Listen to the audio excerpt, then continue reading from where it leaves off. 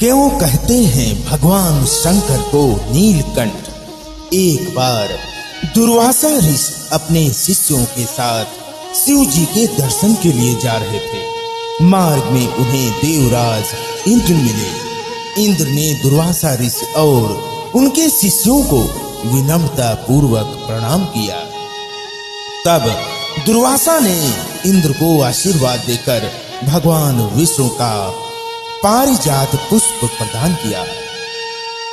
इंद्रासन के गर्भ में चूर इंद्र ने उस पुष्प को अपने ऐरावत हाथी के मस्तक पर रख दिया और उस पुष्प का स्पर्श होते ही ऐरावत सहसा भगवान विष्णु के समान तेजस्वी हो गया। उसने इंद्र का परित्याग कर दिया और दिव्य पुष्प को कुचलते हुए वन की ओर चला गया। इंद्र द्वारा भगवान विष्णु के दिव्य पुष्प का तिरस्कार होते देखकर दुर्वासा ऋषि के क्रोध की सीमा न रही और उन्होंने देवराज इंद्र को वैभव लक्ष्मी से हीन हो जाने का श्राप दे दिया।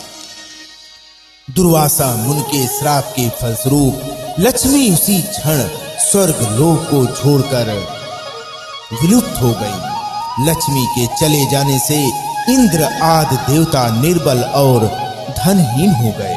उनका वैभव लुप्त हो गया। इंद्र को बलहीन जानकर दैत्यों ने स्वर्ग पर आक्रमण कर दिया और देवगण को पराजित करके स्वर्ग के राज्य पर अपना परचम फहरा दिया।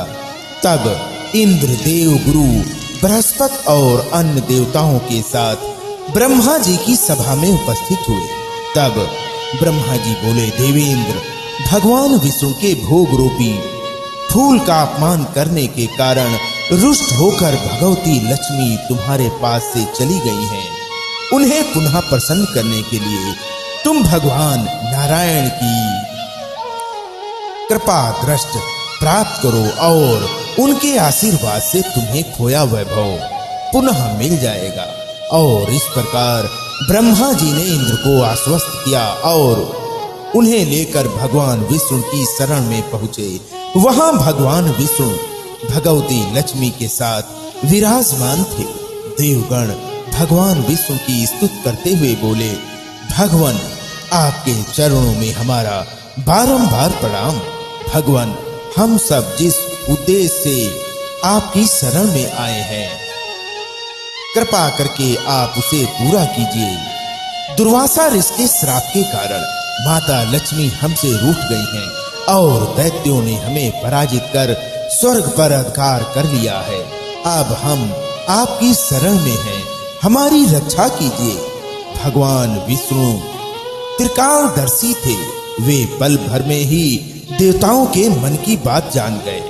तब वे देवगण से अपने वैभव लौटाने के लिए दानवों से दोस्ती कर उनके साथ मिलकर समुद्र मंथन करने को बोले। उन्होंने समुद्र की गहराइयों में छिपे अमृत के कलश और मणि रत्नों के बारे में बताया कि उसे पाने से वे सभी फिर से वैभवशाली हो जाएंगे।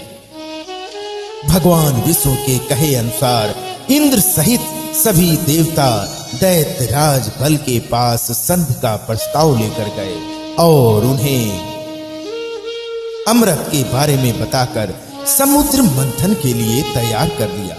समुद्र मंथन के लिए समुद्र में मंदरांचल पर्वत को स्थापित कर वासुक नाग को रस्सी बनाया गया और इसके पश्चात दोनों पक्ष अमृत प्राप्त के लिए समुद्र मंथन करने लगे और इसको पाने की इच्छा से सभी बड़े जोश और वेग से मंथन कर रहे थे। सहसा तभी समुद्र में से कालकूट नामक भयंकर विष निकला। उस विष की अग्नि से दसों दिशाएं जलने लगी। समस्त प्राणियों में हाहाकार मच गया। देवताओं और दैत्यों सहित ऋषि मुनि मनुष्य गंधर्व और यक्ष आदि उस विष की गर्मी से जलने लगे। इस बात से परेशान सभी देवता और दानव हल ढूंढने विष के घड़े को लेकर भगवान शिव के पास पहुंचे। देवताओं की प्रार्थना पर भगवान शिव विष पान के लिए तैयार हो गए और उन्होंने भयंकर विष को हथेलियों में भरा और भगवान विष्णु का स्मरण कर उसे पी गए। भगवान विष्णु अपने भक्तों के संकट हर लेते हैं और उन्होंने उस विष को शिव जी के कंठ गले में ही रोककर उसका प्रभाव समाप्त कर दिया।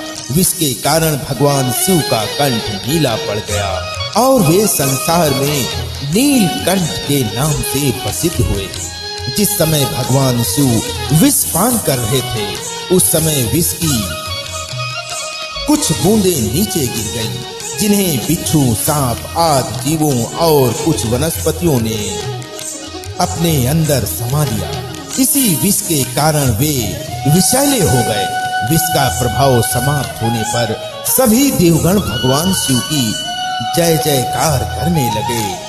हलाहल के बाद समुद्र से कामधेनु गाय प्रकट हुई। वह यज्ञ हवन आदि सामग्री उत्पन्न करने वाली थी, अतः उसे ऋषि मुनियों ने ग्रहण किया।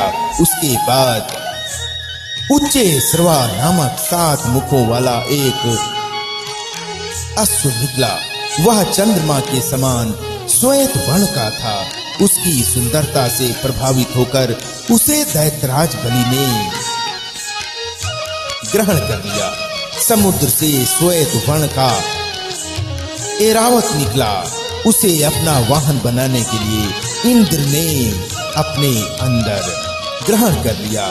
इसके बाद कौस्तुभ नामक मणि प्रकट हुई और फिर समुद्र मंथन से कल्प वृक्ष तथा अनेक सुंदर अप्सराएं भी प्रकट हुई और इनके बाद ऐश्वर्य और भोगों की देवी लक्ष्मी भी प्रकट हुई।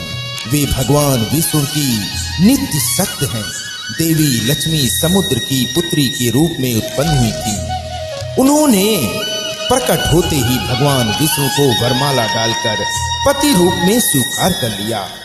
अंत में समुद्र से एक दिव्य पुरुष प्रकट हुए। दिव्य वस्त्र आभूषणों से सुशोभित वे दिव्य पुरुष श्री विष्णु के अंशावतार और आयुर्वेद के प्रवर्तक वैद्य धन्वंतर थे। उनके हाथों में अमृत से भरा कलश था। उन्हें देखकर दैत्यों ने समुद्र मंथन छोड़कर उनके अमृत का कलश छीन लिया।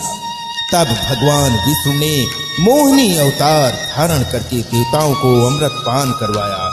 इस प्रकार सभी देवता वैभव से संपन्न होने के साथ साथ अमृत पान कर अमर हो गए।